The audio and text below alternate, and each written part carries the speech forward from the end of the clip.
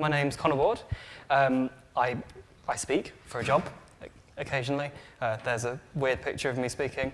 I'm also a part-time student at the Open University. I could do a whole talk on why that's so great for people on the autistic spectrum, but I haven't got time for that.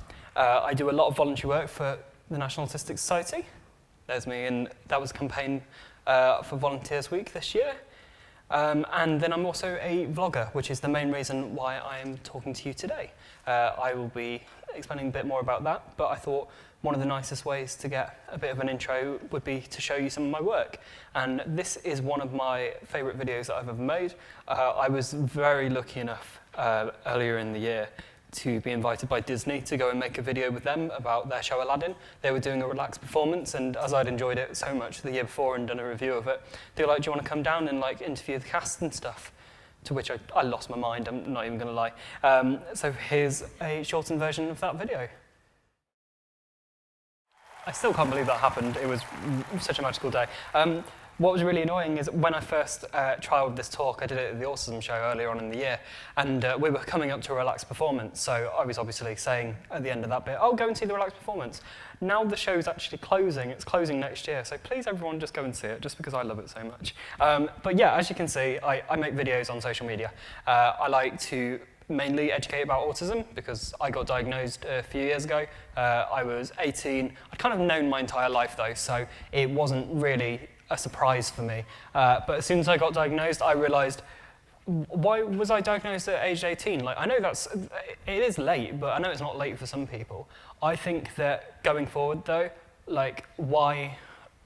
can I make a difference with this? I really want to try and do something, and YouTube was the natural step for me. Me doing YouTube, though, means I've encountered quite a lot of interesting situations, let's say. And just generally, being a teenager of the 21st century, I've grown up on social media, I've come across all these situations, which, being on the autistic spectrum, have been that much more difficult. So hopefully today I can, well, it's social media, we all use social media. Well, a lot of us, apart from the people walking upstairs going, oh, I can't stand social media. That's going to be in my head now for the rest of the day, isn't it? Right. But these people, the world needs educating. So hopefully we can all learn something to keep ourselves safer online, because we all do things that are perhaps not the safest.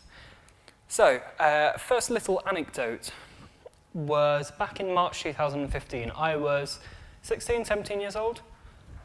I've got to get that exactly right, that's really going to annoy me. I was 17. And I used to do app development when I was a teenager because I just got into it. I was naturally a geeky kid. And I got into coding and I kept coding and came across apps and was like, I'm going to do them. And I started working on this one app and I became so obsessed with it. As people on the spectrum tend to do, we tend to get quite obsessed with things. And then kids are mean, basically. Teenagers are mean.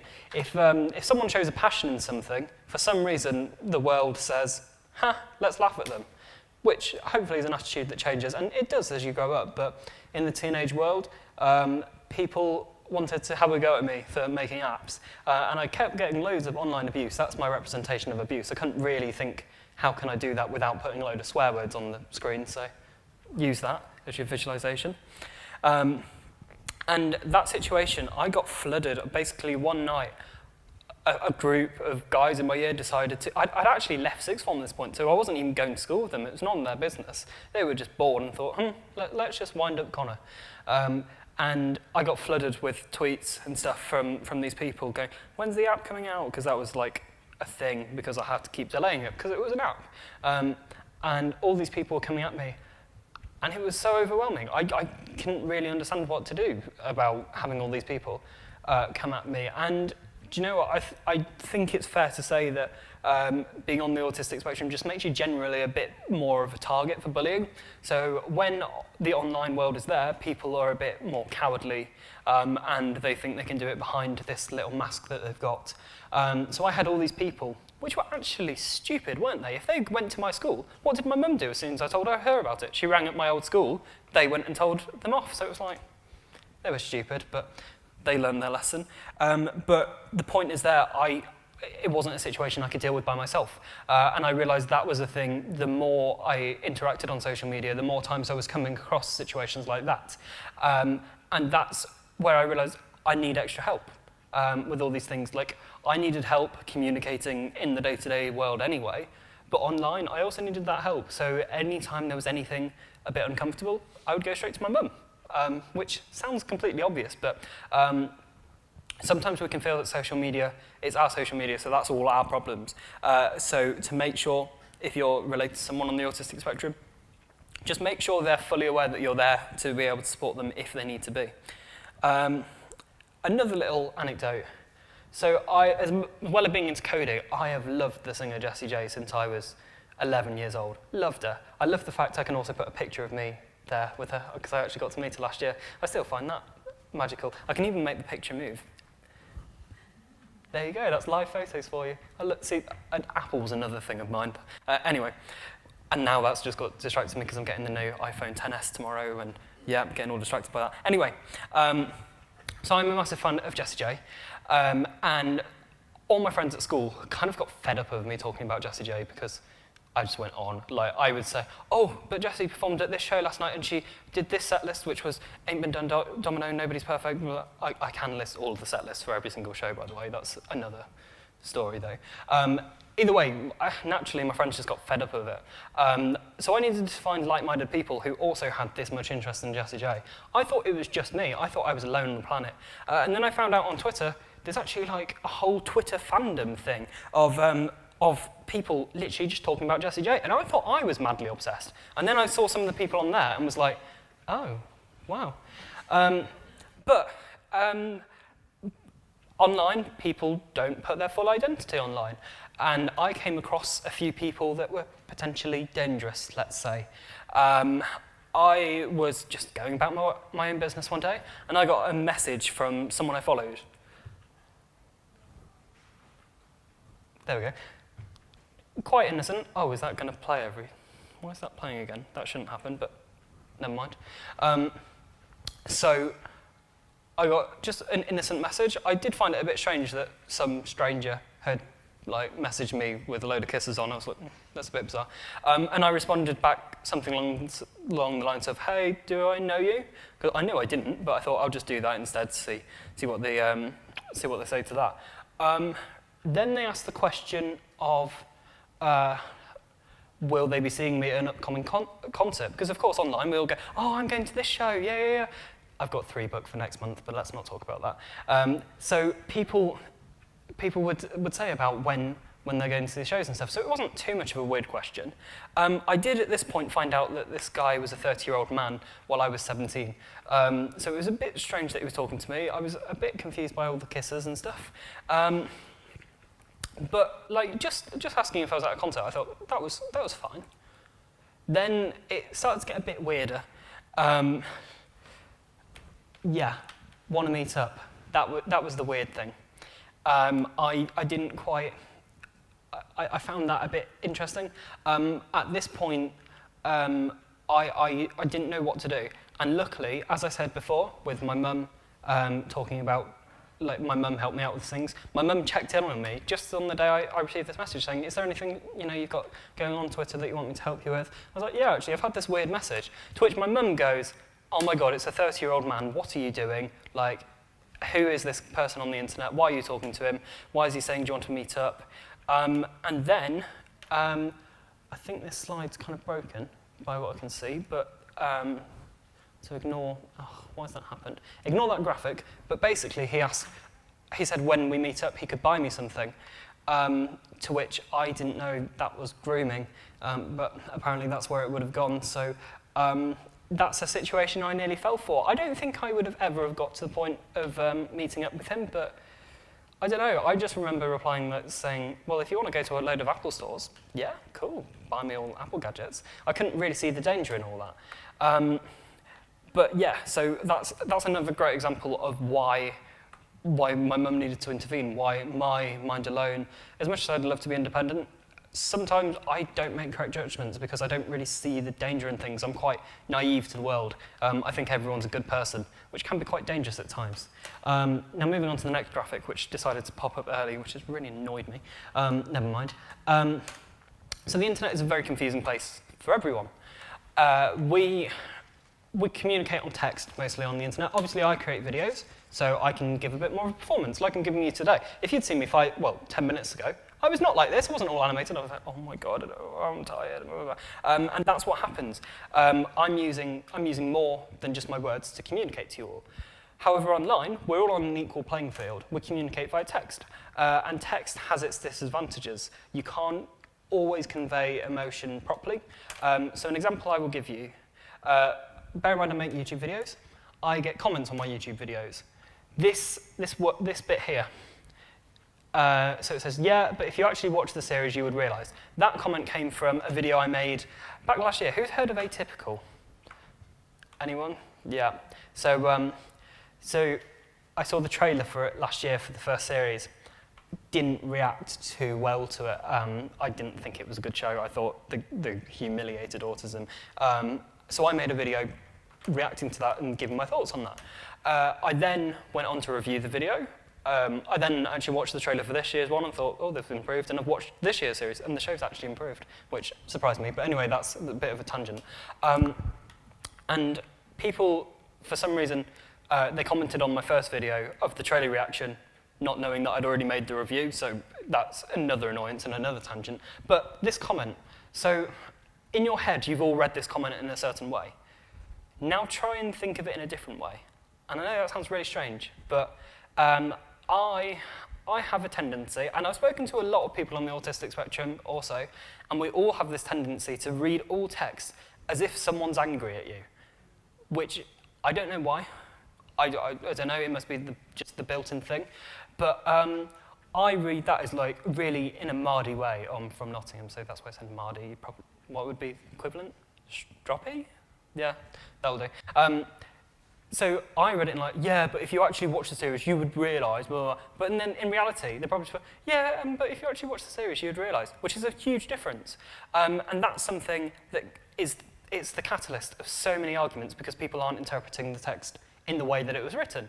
And bear in mind that like autistic communication, often all these extra things, all these body languages bits are more confusing to us. You would think it's more of a level playing field when we're just communicating text, but it kind of brings the neurotypicals down to the autistic level in a way, and that's a really strange concept to think about, but that's how we communicate.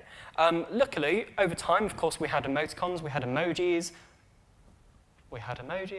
thank you, to try and give a more accurate version of emotion to put along with your messages, because you could convey something a lot more rounded with the correct tone as such.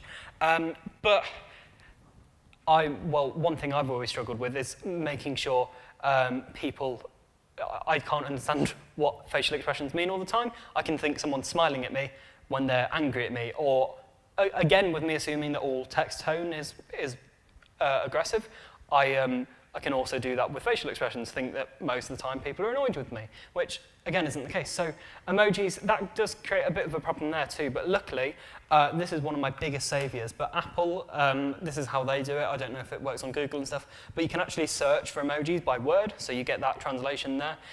Like if I could walk around, do you know what, I need to invent these one day, so maybe I shouldn't. No, I'm not going to reveal what I was about to say. But if only we had a way to identify emotion from facial form to text on day-to-day life. I've now got this idea going off in my head. Why have I just thought of this during a talk, not during planning it? Anyway, so quite simply, if I want to search for a happy emoji, quite simple. That wasn't meant to happen. It was very dramatic. It was, wasn't it? Happy. That was brilliant, wasn't it? I have also realised I am delivering this talk at like 80% of the speed just because we ran over, so just bear with if I end up skipping bits out or stuff like that. Another thing that I found a really practical approach. So like I said earlier about my mum helping me with text and helping me interpret things, my mum can't always be there, and me being older, I like to try and be more independent, so I like to try and figure out my own ways of doing things. And I am a design student. That's part of my degree, doing design. I always loved tech in school. I was always doing graphics and resistant materials and stuff, and the way we would work is we would, oh, by the way, this is in your delegate pack, just in case you want the actual printout. And that's how we would always plan products and stuff. And I like that process. I like the fact of it was a very orderly process. It accounted for different situations. So I thought, can we apply this to social situations?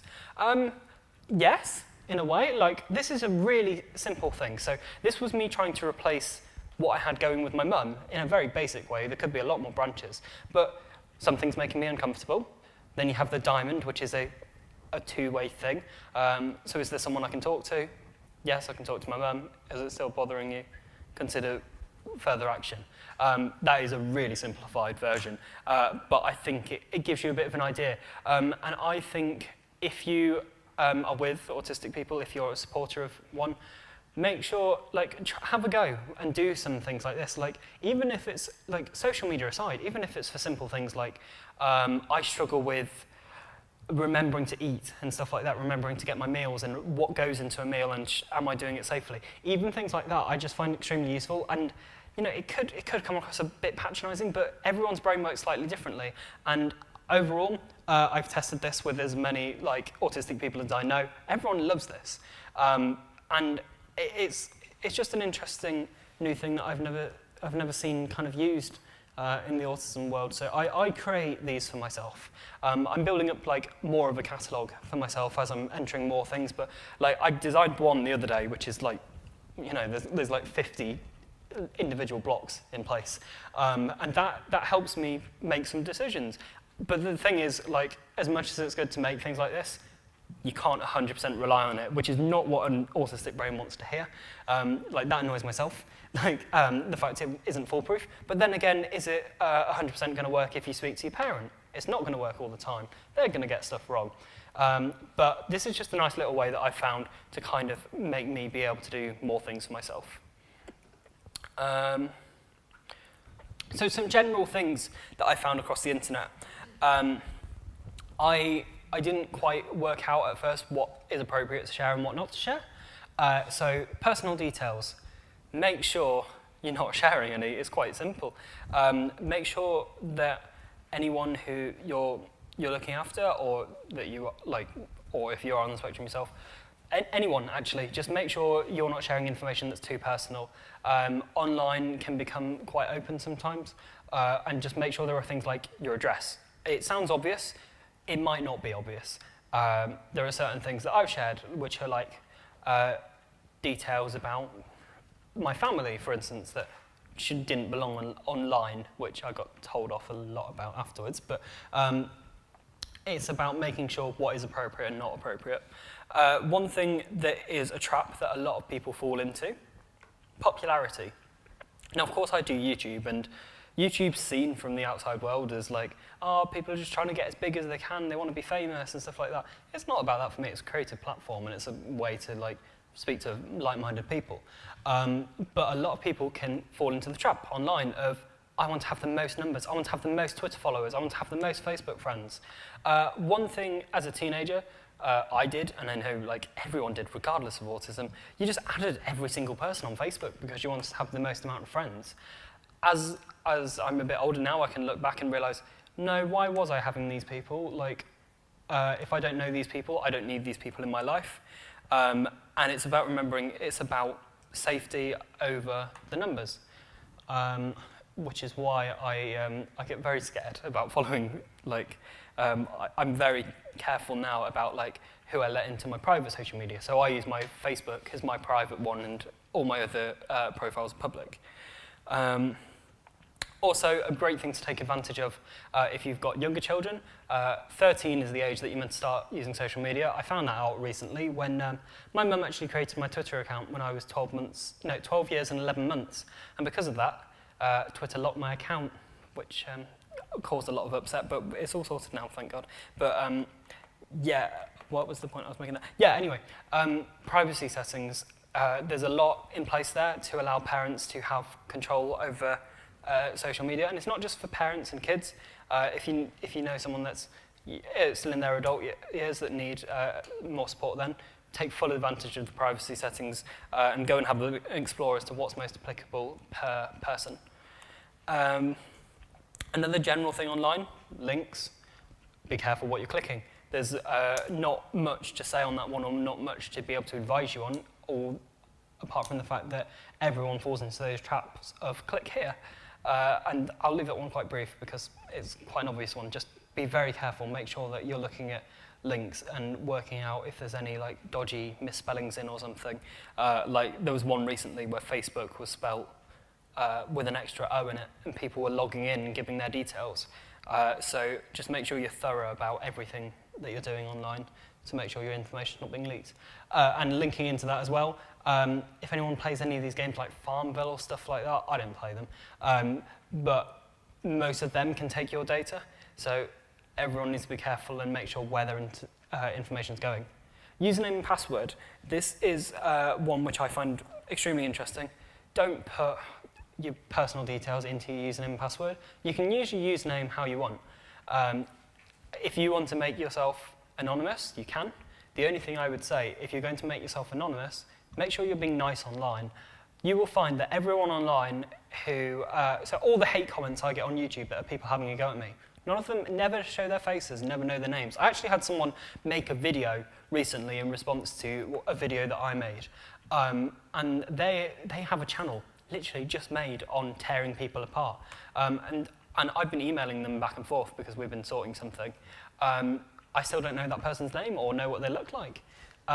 So if you like, there's nothing wrong being anonymous online because you may not want to share things, but yeah, just make sure you're being a positive person. Also, we're kind of evolving now. I was actually just filming a video upstairs kind of about this. So we're developing a new language as a new generation. We have our internet speak, so to say, and we're learning these new types of netiquette. And etiquette is something that can sometimes be a bit tricky on the spectrum. There are certain social cues that I will miss and things like that. So to then learn an entire new set on how to interact online is really hard. So just some really basic ones. Remember that there's an actual human behind the person, behind the account even, that there's someone there that's got feelings and stuff like that. You're not just talking to a blank thing on the line, because it can be on the line. I sounded old when I said that. Online, it's so easy to just forget the person. And of course, to remember, would you be doing this if you were doing it in a real situation? Would you say that thing to someone face to face? It wouldn't happen. So imagine if it is, and imagine if it is in real life conversation, and would you behave the same way that you are behaving online? The online world was made to make sure that we were being efficient with communication. It wasn't made as an escape from reality. It was made to enhance reality, to make our communication a lot quicker. So remember that that's what the purpose is for. Like I spend a lot of time online, more than I should do. Admittedly, a lot of it's business stuff now, but to remember that not everyone online might be not wanting to be spending as much time online as you do. So to be very respectful of the fact that people might just want to be nipping online and having short, succinct conversations. Power abuse, it's almost like the popularity one in a way of the safety tips. It can be so easy as soon as you start to amount an audience. Anyone has a voice online. In person, everyone, like some people have a voice, like I'm having a voice now obviously, but people don't have a voice as easily accessible. You can say something online and within a day it will be all across the world. And some people hook onto that and they can be very manipulative about it. So make sure that you're being pure with your intentions. And all these modern rules, the biggest thing that I say about them is to make sure to not get too hooked up on getting them right, because we're all still learning, neurotypicals and autistic people alike. We don't know how people are meant to interact in the world. And this is one thing that we're still learning how to do. There are many positives though online. As much as this is about keeping yourself safe and all that stuff, it is important to remember that there are so many positives. Like obviously I use social media a lot, so I'm going to praise it to the rooftops. Like I actually feel that a lot of my social development came from social media. Had social media not been around, I would probably just be in my bedroom and that would be my life. I've been able to enhance my skills. Like obviously, I talk to people online. Geographical boundaries are no longer a thing, so I can make sure I'm connecting with people that are really like-minded, something that you might not have in a school or something. One thing that's happened with me particularly, starting to make videos, I've definitely become more empathetic because I have people approaching me with problems and stuff, and that's one thing online, you see a lot more people's perspectives. And I'm someone who struggles with empathy, but it's something I'm trying to learn to do because I like to see the good in people, as I said, and I like to try and have balanced arguments, and I'm learning that I need to take other people's thoughts into account, and that's one thing I think's come online. And also, it's a lot easier. It doesn't require as much effort as speaking face to face. I know that sounds obvious, but it can be quite exhausting having conversations, especially when you're trying to look out for all these cues and stuff all consciously. It takes forever. So to have that to have that freedom to sometimes relax a bit and still be sociable, and of course, will generally become more confident. If I hadn't made videos, I wouldn't be standing here today. I think, well, yeah, that's what it says. And that's the thing, I'm not the only person that's enhanced my life by using the online world. And I've actually, I made a video for World Autism Wednesday earlier in the year. It was a remake of the first ever video I made. When I got diagnosed, as I said earlier, I wanted to kind of change people's perspectives. At that time, I was in a job. The people at the job, they knew about my diagnosis. They didn't think it was appropriate to make any changes for me, even though I was being picked up by my mum every single day having a meltdown. They still thought, oh yeah, he was fine. It's nothing to do with his autism. Anyway, that place no longer exists, funnily enough. I like to think the two are linked. But I was in a place where I wanted to create something, so I created a poem called I Am Autism, and it was just, I was trying to give a rounded picture of what autism felt like to me. And then because that amassed quite a lot of attention, I thought I want to do something again, but bigger. And over the last year and a half between making the first video and World Autism Wednesday, I'd become sociable again. I'd made so many friends online. All these people online on the spectrum were also using the online world for positivity, and it made a difference to them. So I thought, why can't I put every single person that I've met in a video where we're all proud to be autistic? So I shall show you that video now. So what I find important is that the online world is very overwhelming. You get a lot popping up. But what's extremely important to remember, everyone needs to do this, that normally, literally just with a click of a button, I hope this is going to work, everything will disappear. Hey. And you'll be left with the real world. And that worked. And I thought that was a nice visual metaphor, and it was very deep for me, so I was proud of that. But anyway, as I said, I'm someone on social media, so now is the point in the presentation where I plug all my social media. There's my website, connorward.co.uk. I was very pleased when I managed to get that domain. And then also you can find me on many other social medias there. So hopefully you've all got something you can take away from today, and thank you all very much for listening and watching, and yeah. Thank you.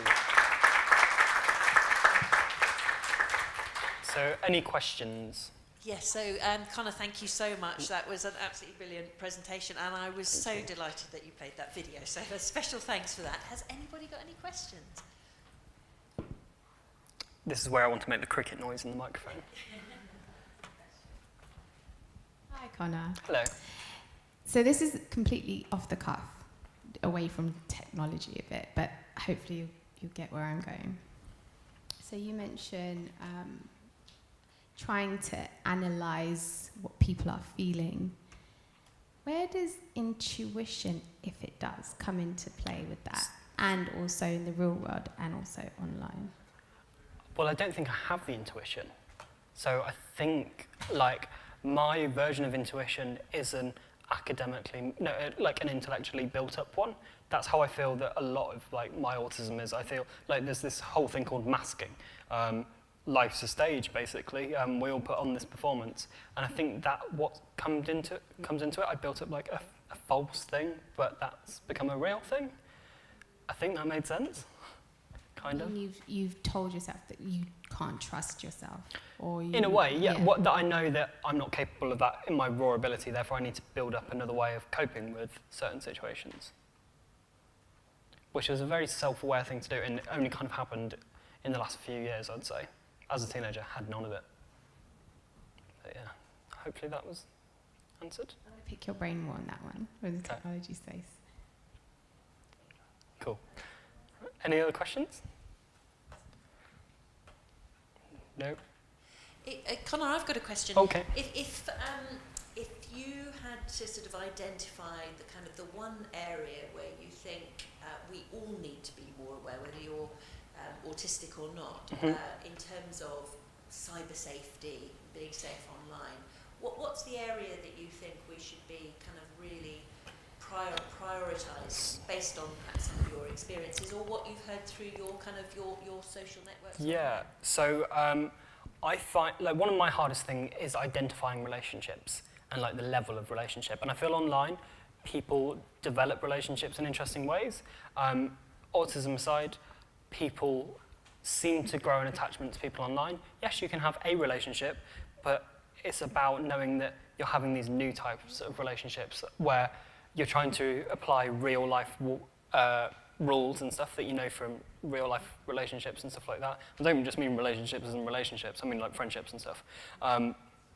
So it's about being aware that you need to try and learn new rules for new types of relationships online. Now, has anybody else got any other questions? One thing I've just got to say before I answer any more, sorry, yeah, very quickly. I've just realised you saw We Are Autism. The third person that was in that video was Dan, who was meant to be here co-chairing today. So that was your glimpse of Dan. And he's actually still co-chairing. We're going to see if Dan's got any questions in a moment.